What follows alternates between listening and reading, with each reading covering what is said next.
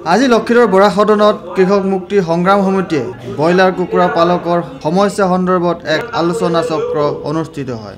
মূলতঃ অসমৰ হাজাৰ হাজাৰ কুকুৰা পালকে কুকুৰা পালি জীয়াই আছে, গতিকে পালকসকলৰ সমস্যাবোৰ কোনেও নেদেখে। এয়ে আজি KMSSৰ সভাপতি আৰু কুকুৰা পালকসকলৰ এক যৌতুক আলোচনাত মিলিত হয়। সেই সন্দৰ্ভত কৃষক মুক্তি সংগ্ৰাম সমিতিৰ সভাপতি অখিল গগৈয়ে কয়, অসমত বছৰি প্ৰায় 9,60,00,000 কেজি মুৰ্গী উৎপাদন হয় আৰু সেই হিচাপত গড়ে প্ৰতি 3 কোটি মানুহৰ প্ৰায় 3 কিলো 200 গ্ৰাম মানকৈ আচলতে গড়ে প্ৰতি ব্ৰইলাৰ মুৰ্গী উৎপাদন কৰা হয়। আৰু কৈ থকা হৈছে যে এই খেতিয়কবিলাকৰ ভিতৰত দুই ধৰণৰ খেতিয়ক আছে। এটা হ'ল কোম্পানীৰ তলত অৰ্থাৎ ইণ্টিগ্ৰেশ্যনৰ তলত কৰা খেতিয়ক, আৰু আনবিলাক হ'ল ডাইৰেক্টলি নিজে মুৰ্গী পালন কৰা খেতিয়ক। ডাইৰেক্টলি মুৰ্গী পালন কৰা খেতিয়কৰ সংখ্যাটো প্ৰায় 19,000 আছে বুলি কোৱা হৈছে।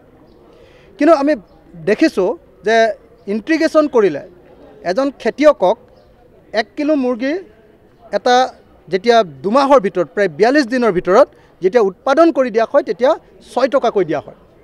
কিন্তু এই 6 টকা দিলে কোনোপধ্যে খেতিয়কজনে যিজনে পালন কৰে তেওঁলোকৰ কোনোপধ্যে লাভ নাথাকেগৈ, বৰং লোকচান হৈ যায়। সেইকাৰণে আজি দাবী উত্থাপন হৈছে যে এই যিবিলাক কোম্পানীয়ে এই শোষণ কৰি আছে, এই লুণ্ঠন কৰি আছে ইণ্টিগ্ৰেশ্যনৰ নামত, মুৰ্গী পুহিবলৈ দিয়াৰ নামত, তেওঁলোকে পোৱালিও দিয়ে আৰু তেওঁলোকে দানাও দিয়ে, সেই কোম্পানীবিলাকে আমাৰ খেতিয়কবিলাকক সাংঘাতিক ধৰণে শোষণ কৰি আছে, মুৰ্গী পালকবিলাকক সাংঘাতিক ধৰণে শোষণ কৰি আছে। সেইকাৰণে আজি কিছুসংখ্যক খেতিয়কে কৈছে যে এই ইণ্টিগ্ৰেশ্যনটো সম্পূৰ্ণ বন্ধ হ'ব লাগে আৰু ইণ্টিগ্ৰেশ্যনটো বন্ধ কৰি স্বাধীন খেতিয়কক স্বাধীনভাৱে খেতি কৰাৰ ব্যৱস্থা বা মুৰ্গী পালন কৰাৰ কাৰণে দিবলৈ দাবী উত্থাপন কৰিছে কিছুসংখ্যক খেতিয়কে। Video' journalist Sushanta Das, Sentinel news, Guwahati.